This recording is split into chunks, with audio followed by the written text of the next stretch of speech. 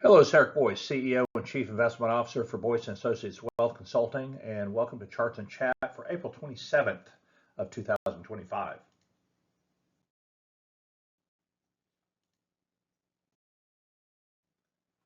Well, I think a logical place to start this week would be in the GDP estimate that will be put out a little bit later this week.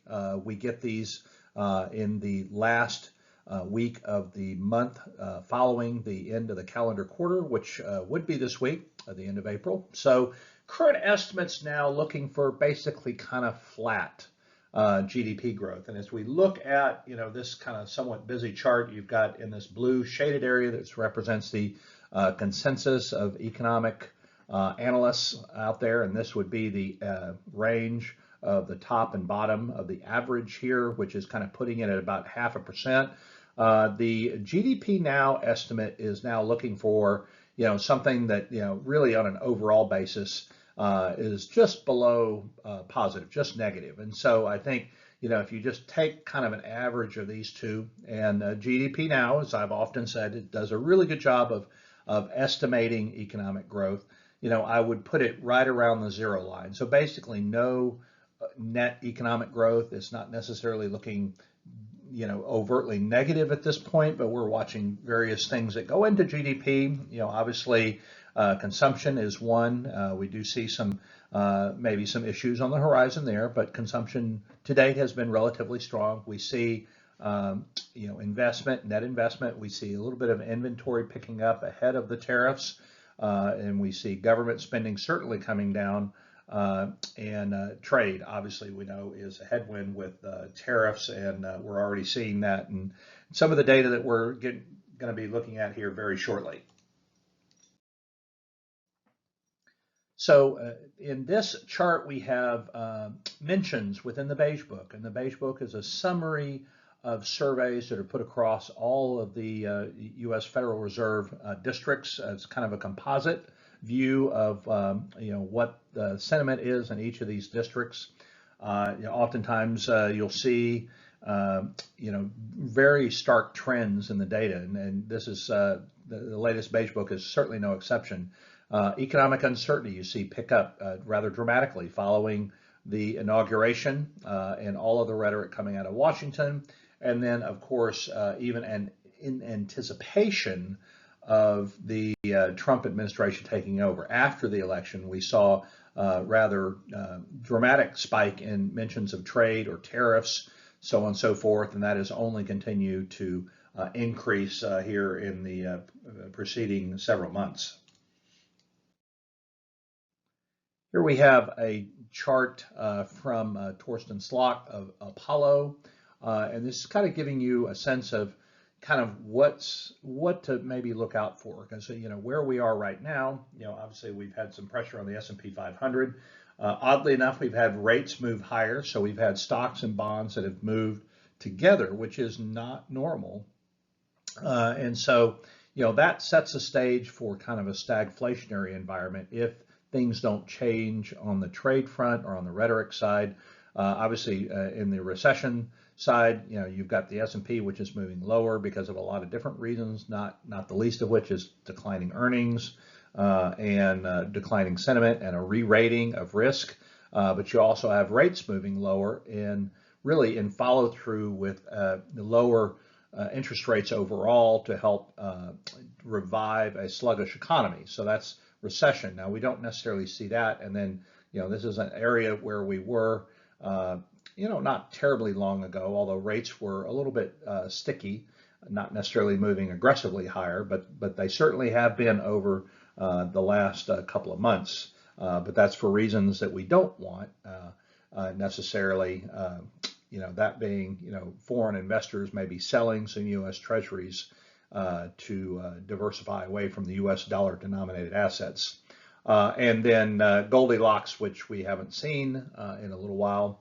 But anyway, so you've got S&P, moving down, although we had a good week last week, and rates kind of sliding higher, putting pressure on mortgage rates and things like that.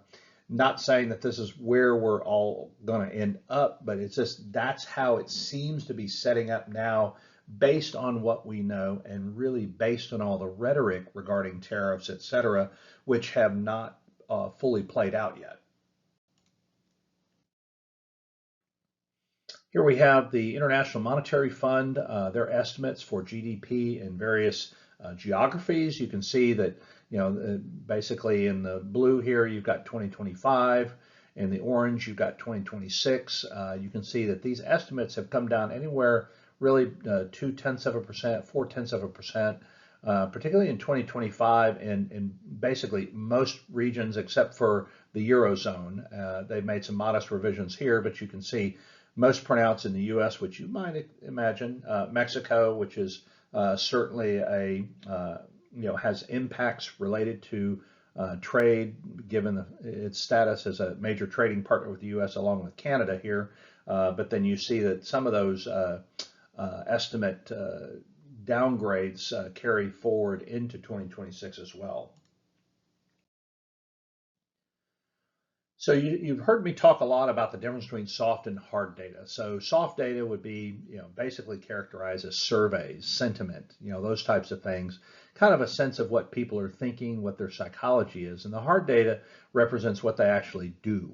And I say they being, could be consumers, it could be purchasing managers, it could be corporate boards on their capital spending programs. It's like durable goods orders and shipments, and those are hard data items. Now, by and large, we've seen some pretty strong data here, and this is beginning of 2025, and so hard data we've seen relatively strong, and that I think is obviously works at a lag because you have purchase orders and then you have delivery, and we do know that there's been some accumulation ahead of tariffs, and so that has maybe a lot to do with this little spike right here, but we see that tailing off just a tad. And then soft data clearly is moving in an adverse direction here. And you can see that, we do have times where there is some dislocation, but by and large, you have things moving in the same direction. And sometimes they take time to catch up. But here we have what I would consider to be a very unusual divergence here. And again, it's all predicated on what actually happens with these tariffs. And clearly, I think the last week we saw kind of what I'll call kind of a Trump put in place, that things were good. A lot of the rhetoric got softened on some of these things, and obviously with the delays and the implementation, it really is anyone's guess as to what's actually going to transpire with regard to tariffs. Talking about credit quality, and particularly at the consumer level, we've got basically credit card balances and the share of accounts that are making the minimum payment. We see, credit card holders making minimum payments, and this is not a measure of delinquency. It's just saying that you've got credit card holders that are just choosing to make the minimum payment. So it doesn't really tell us that much in terms of how credit quality is eroding and whether consumers are able to pay. We certainly know that they're consuming, and these credit card balances are going higher, but you have more people that are making that minimum payment, and obviously the default rates will be something that we're going to want to watch very, very closely. Here we have manufacturing surveys, and we've got a lot of, this is the Institute for Supply Management New Orders Index, and then we've got various Federal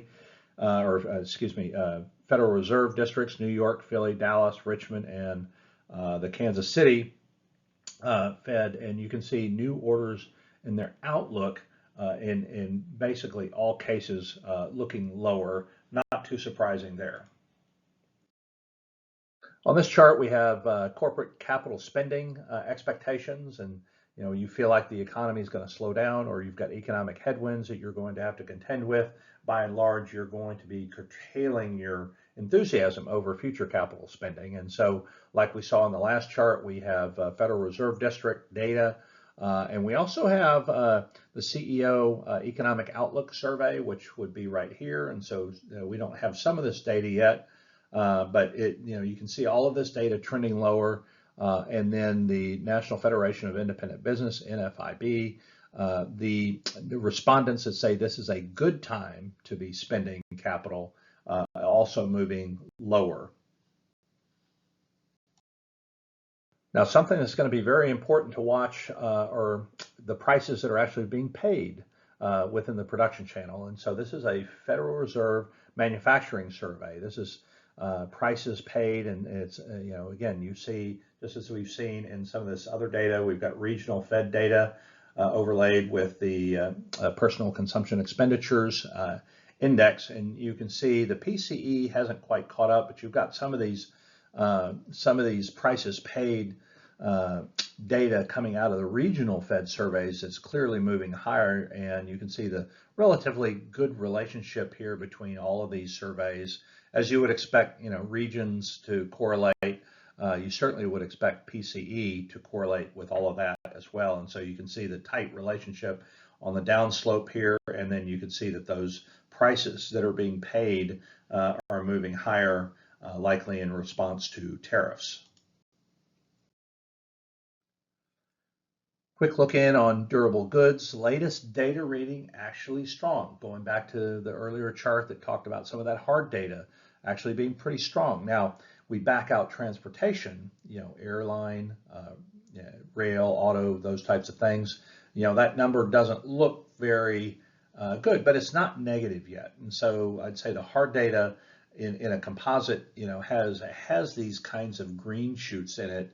But we don't want to get caught up in the moment, get caught up in the short-term details here, because if those tariffs are persistent, we've already seen where, from a soft data standpoint, that capital spending plans are going down, and so you would expect durable goods orders to probably decline as well.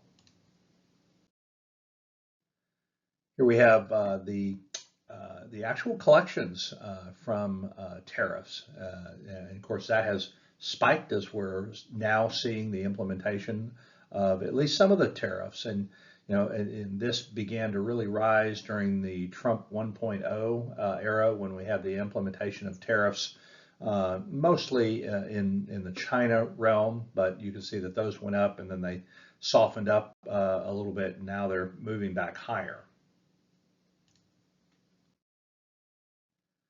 Now we'll get into a little bit of regional Fed data. So we've got the Richmond Fed Manufacturing Index down here, obviously moving lower in response to rhetoric and just business owners making decisions here. New orders, and the pink on both of these represents the expectations over 6 months. And not only in shipments, you're seeing it lower. New orders, you're looking lower, and so it ties hand in hand back with that estimate for lower capital spending, because obviously if your orders and shipments are going to be lower, why would you be motivated to expand your plant, property, and equipment at this point? And then just to be in the spirit of completeness, you're seeing the current data roll over as well. Here we have prices paid, just as we saw in that chart, that that's moving higher in real time, and then the expectations over 6 months are for much greater increases. Again, this is all rhetoric based on what the Trump administration has said. Granted that some of that rhetoric has softened up a little bit over the last week, which has caused the market to move higher, but I think it's still, that rhetoric is still going to be quite volatile, and so I would pay attention to these expectations. And then capital expenditures, again, kind of drilling down a little bit more specifically on the Richmond Fed, like we looked at before, those expectations moving lower in response to expectations of business activity. Here we have some information on the service sector, which this is an important point. Manufacturing, it represents a relatively minority part of the overall economy. Services are a much more important component of the economic backdrop, and you can see from a service standpoint, we had a leg down in, this is the Philly Fed, essentially their service index. Richmond Fed service sector index has moved lower as well. So in both of these cases, you see services now moving lower in response. You've got expected activity here at Philly Fed on the service side moving lower, and expected conditions, maybe kind of different labeling and different titles, but really the same data. And you can see here very clearly the same direction on where that data is going. So we have seen some inventory accumulation. We certainly saw it in the first quarter ramping up in anticipation of the tariffs. And of course, we didn't get that the Liberation Day announcement until April 2nd, so it was after the calendar quarter end. But certainly when that announcement was made, we saw a lot of follow through on inventory purchasing, and I think that actually will help second quarter GDP, but then be a headwind for economic growth in the second half of the year. But we did see inventories rising ahead of the tariff regime. We have strength in imports, and again, we're bringing in product from abroad. So now this is the first quarter, just like I said, expected to be a bit of a tailwind for GDP growth, which, as we said at the outset, is likely to be close to zero, but inventory accumulation ahead of tariffs likely going to be a benefit. Now, second quarter, much greater benefit because of obviously the announcement on April 2nd of those tariffs. So you got a lot of people trying to buy in while they can under the current pricing structure, and then it becomes a headwind for economic growth as those inventories are accumulated and they're worked through. Obviously, you're not going to be buying as much to stock yourself, especially if you feel like the economy is going to slow down. So that's what's referenced here.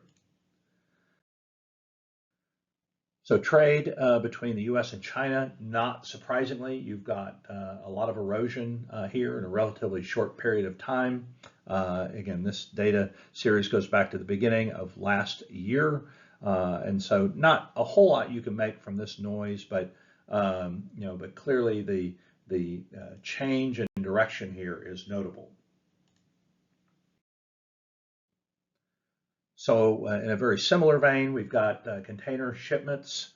This is the decline in the number of containers departing China, headed towards the U.S. You can see very clearly that that's gone down. And generally, depending on what you're shipping and what your route is, it can take anywhere between 20, 40 days to for container ships to make their way across the oceans and head to port. So so I foresee maybe a clog in ports here in the near term, but clearly, in a relatively short period of time, we're going to see a decline in the number of containers that are actually showing up on Long Beach and along the West Coast.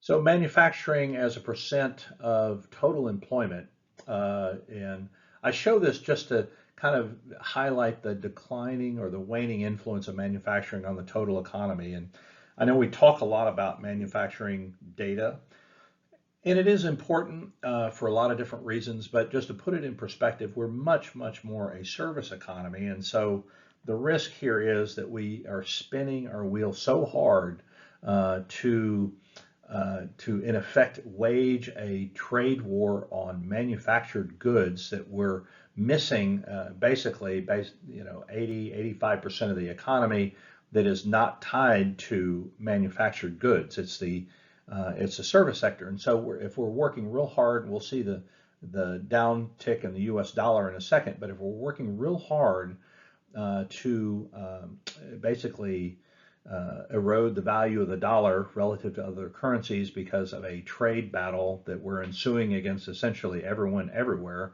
right now, it's going to make imports more expensive for U.S. Consumers. So it does have inflationary impetus. It has an inflationary impetus to it as well. But this is just to highlight the declining influence, going back to World War II, a declining influence of manufacturing as a percent of our total economy, using employment as a proxy. Okay, 37% of imports from China. This is a very interesting chart. Again, we're using a lot of charts from Apollo these days because they're putting out some really good work. But just to be clear here, if we look at the, use of U.S. imports from China, again, we're in a big trade battle with China right now. Over a third of what we import from China are intermediate products that are for further refinement, further integration in U.S. products. And so really we're kind of shooting ourselves in the foot here on almost 40% of our imports from China. And we're just raising the cost for domestic producers that are bringing in these components or these intermediate products in from China. And same goes for the rest of the world here. So this is a very unique and interesting circumstance that kind of the law of unintended consequences here. It's actually hurting domestic producers that are importing goods that are at an intermediate stage from overseas in China. Here we have a chart on the US dollar. As I've mentioned, we've seen a rather dramatic decline in the dollar dating back to January, but admittedly that we had a rather mercuric rise just slightly before and after the election. So this is basically a retracement, a full retracement. And of course, this feels very real in terms of its impact on financial assets and the marketability of assets. Now, of course, this is good if you're pricing U.S. commodities, makes them relatively cheaper on the international markets, but it does make imports more costly. So it does have inflationary expectations. And of course, we saw the peak of this about a week and a half ago. And after this kind of like, I'll call it Trump was put in place where the rhetoric was toned down, we did see a little bit of strength in the dollar, but it's still well off of its beginning of the year pace. We have gold prices, which I really like this chart. This goes back to 1985, and it just shows you in a fairly reasonable way. I mean, gold obviously more volatile than the growth in the monetary supply. And this is this would be M2 changes right here, and then obviously pandemic money supply blew out. But you can see gold continues to move higher in response to the expansion of the money supply and debt as well. U.S. debt to GDP also moving higher during that period as well. So gold viewed as a hedge. And again, even with gold being at relative highs, it's I think a lot of research is suggesting that it's not at a point that we should be necessarily concerned about because this trend is so well entrenched that gold is apt to move higher from here. On this chart, we have earnings revisions, and as we know, those earnings estimates are coming down. So this is, again, from Apollo, and this is basically a representation of the S&P 500 constituents that have higher EPS revisions, less the lower. So this is kind of a net number showing you the net negative revisions have really expanded. And that the lower EPS estimates are now a much greater share of total revisions. And as the headline says here, this is the sharpest decline that we've seen in this data series since 2020. On this slide, we have a chart from Deutsche Bank, which helps us understand kind of the texture of why these estimates are coming down. And when you look at their particular estimate heading into the year, it's $282 a share for the S&P 500 index. And then that's now $240. So that's a decline of about 15%. And so basically where we're seeing that is we've got a decline in overall intracompany imports. We've got overall demand being lower volume growth, and we've got basically issues related internally from a corporate sector. We've got the China impacts here. We've got lower foreign growth here. and or boycotts, which people haven't really talked about yet. But then you've got a rather meaningful chunk of this coming from just bold uncertainty, putting a lid on activity, and then oil prices, et cetera. So there is a method to this madness. It's not just an emotional reaction to the rhetoric. There are calculations that are taking into consideration some of these rather important variables as a precursor to why these estimates are coming down.